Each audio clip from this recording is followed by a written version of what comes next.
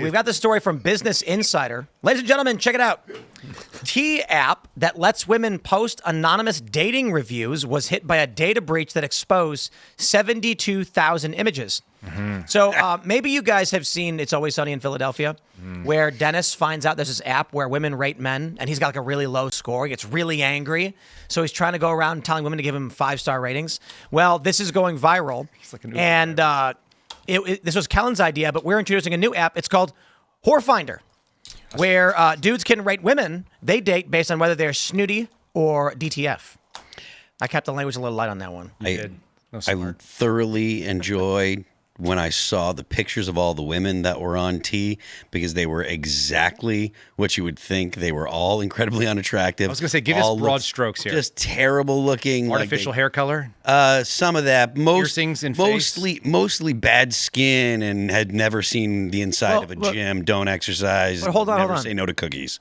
Are you guys familiar with survivorship bias? No. Yes. So I feel like I misheard what he said. So survivorship bias? Ship. Got it. Survivorship. So a fighter, a World War I fighter plane returns, and it's got a bunch of bullet holes in the back section and on the wings, and they go, "Wow, look at where it took damage. We better reinforce that." You know what they didn't realize? The ones that never came back, that's where damage somewhere else. Exactly, and that's where they needed to reinforce it. And the ones that took damage there, it didn't matter. Yeah. And so the funny thing about this app is I'm sitting here thinking like, if some woman dates a guy, and then he's like, I ain't dating her, and he ghosts her. So then she gives him a bad review. If you go on the T app, ladies, my advice to you is you want the guys with bad reviews. Because these are the guys who didn't string along and were not interested in the women, right?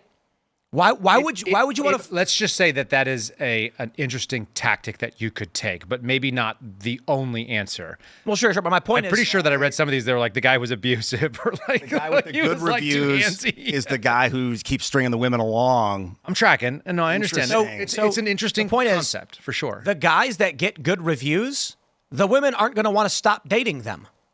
And they're going to be upset when the guy breaks up with them. So why would they give anyone a good review? Yeah. I'm imagining that you don't get like a solid review if you date someone for a few minutes and then you're like, this is for me. I'm getting married to this person. You're probably not on the app anymore. Or they might give you a shitty review. The good review is the one the woman dumped. Right. So the women dump a guy and then say, he was really nice. It's just not what I'm looking for. Good review. Then the guy who leaves them, they're like, why is he leaving me? He's such a dick. He's a jerk. So the bad reviews are the guys they really wanted, and the good reviews are the guys they didn't. Yeah. Man, if the quality of your character was relevant of how horrible you've treated people in life, that would be... This app is definitely not about how people are treated. This is a gossip circle that is being done in cyberspace. It's all about how those women don't have real friends. If they had real friends, you wouldn't be on the T app. You would just talk to friends about it. Or if they had babies. If they have babies, you don't have time to talk about it either because you're busy dealing with your babies. Talking to your baby. Yeah. There's a lot of misplaced like maternal energy in this. Sometimes you see it too out there in the world where it's like that thing that you're doing that you are so passionate about. I really wish you were doing it for your child because that's what you're trying to do. Yep. And we're a man only space in here, so I feel very comfortable saying that. But like that actually is a woman loving position. Yes. We're recognizing a discomfort and an unhappiness. I see a lot of women out there and I'm like, God, I just wish you had the thing that you want. Yeah. Very good insight. That is a very good insight. And I was coming from a place of like, concern. So I want to explain something to you guys. When I go places in public, I'm not trying to humble brag or anything, but I get recognized quite a bit. And so there are some venues I go, the whole staff, I'll go to a restaurant sometimes, and when they bring my food, like, here you go, Tim. And I'm like, oh, they didn't say anything. They knew that's weird. When people come up to me on the street and they're like, hey, man, it's usually guys. If it's a woman, she's like, my husband's a big fan of yours, and I watch sometimes. That's how women act towards my baby. Yeah. When my baby, and we're on the street, the women are like, oh my God, it is, can I meet your baby? It's like having a puppy, except it's better. It's like having like a celebrity. You're getting in the elevator and the women are all like looking over and trying to see the baby. And they're like, they'll talk to the baby before they talk to you. Yeah, of course. Like babies are celebrities to women. And what irks me is that feminists have made that phrase an insult. It is in no way derogatory or disrespectful to women to say they love babies. It is magic. But feminists get offended at the notion that men are like, you love babies. And like, shut up. I've been talking about lending my 4-year-old out to my buddy who's my age and single because my son is unbelievably cute. He has this I botched his haircut because I'm a terrible haircutter. You shouldn't let your dads cut it, but who cares? He's like a little kid. So I cut it really badly. So now it's growing out. So he's got the surfer flow, right? He's super cute. He has absolutely no boundaries. He'll walk up to the prettiest women in at a park or at a restaurant. He'll start talking to them. He'll touch their legs. He'll just hang out there. He'll sit on a bench next to them and put his hand on their thigh. Wingman. It's unbelievable. And then my buddy Uncle Carl could run up and be like, "Hey, what's up, little buddy? What are you doing?" I'm so sorry. Is this your son? No, this is my buddy's son. Babysitting. I'm so sorry. I'm just being a good uncle. Here I am. I've seen that I also love kids. I can't wait to have one of my own. It's called Big Daddy. It is a reason why they made rom-coms out of it because kids are, especially very young, probably 5 and under. Yeah, women fixate on this thing for a reason. It's almost like they're programmed for that sort of thing. The whole feminist movement killed women, I think. Yes. And femininity. Yeah. Absolutely. Who in their right mind wants to send their wife to work in a 9 to 5 or 8 to 5 or whatever they are now? Not me. Stay at home, raise your family, and let the husband go to work and make money and take care of everything. Fight bears. It's very 1950s. Fight bears but for it. Yeah, there is the fact fight that the bear, you raise the baby. That's the deal. There is the fact that the because of the way that the federal government has treated our monetary policy, it's tough for individual men to make enough money to pay for a family and stuff. The incentive is all there for women to work, so that way the government can tax women as well. Sure, please. So I'm 46. My first job out of law school, I was making $35 an hour. I was just barely making any money. Even in Mississippi, that's not enough to live on.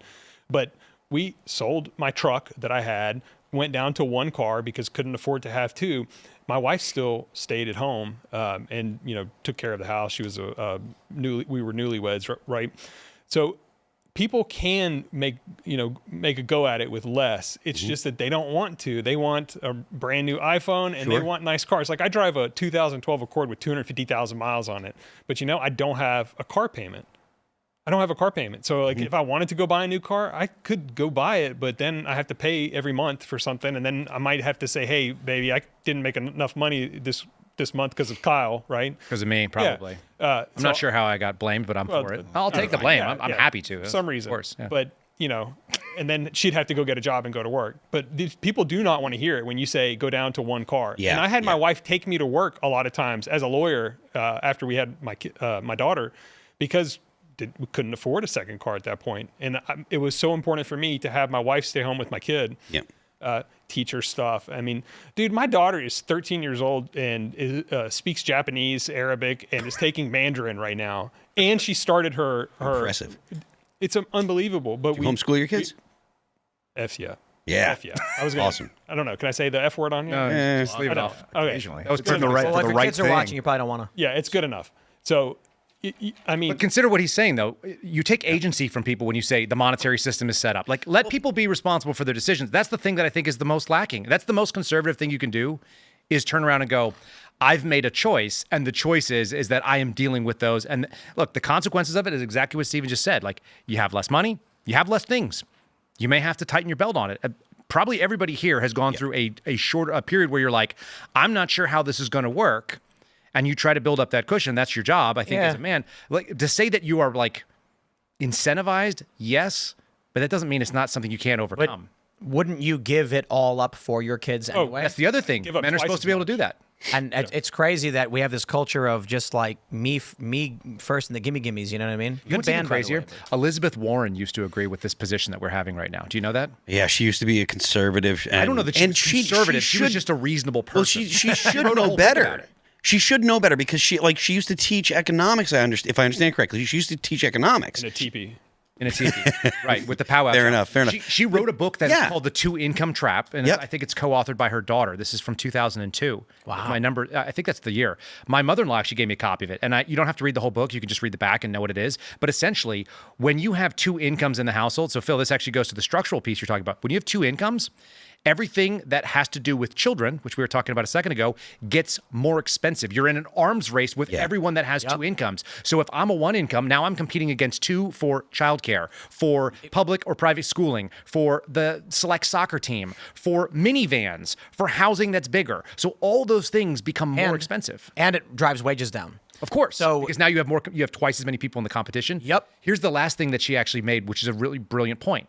When you had single income households, and I actually think she's right about this, which is weird for me to say because she's Elizabeth Warren, but when you had single income households, if the primary income actually failed at some point, the woman could actually pick up the slack and get a temporary job with the skill set that she possessed and actually be a bridge. Yep. Or she could currently be working a cottage industry and putting stuff away as long as you lived off the one salary. We got real lazy in this society. It's happened basically most of my lifetime where we wanted to see both of those salaries go into luxury items and a bunch of conveniences. And now everyone acts like you can't do without a bunch of stuff. Like you actually could do without Netflix, and you probably could do without Uber Eats. And you don't have to. You could probably cook at home. You don't have to eat out every night. Yeah. It's way cheaper. I haven't eaten out in probably, I don't know, the last time I traveled. I don't even remember. You haven't when eaten it in was. a while. I know. I've lost a lot of weight. So, yeah. I noticed that with fast food in 2006 or 7. I saw all the people that were unwilling to stop, because of the expense. It was same amount of food for 30 or 40% more. So it's way worse than that now, I think, too. You can, it's just, there's a lot of interesting decisions that get made. I'm seeing it. Thanks for checking out this clip from Timcast IRL. Make sure to watch the show live Monday through Friday at 8 p.m. Subscribe to this channel, and we will see you all there.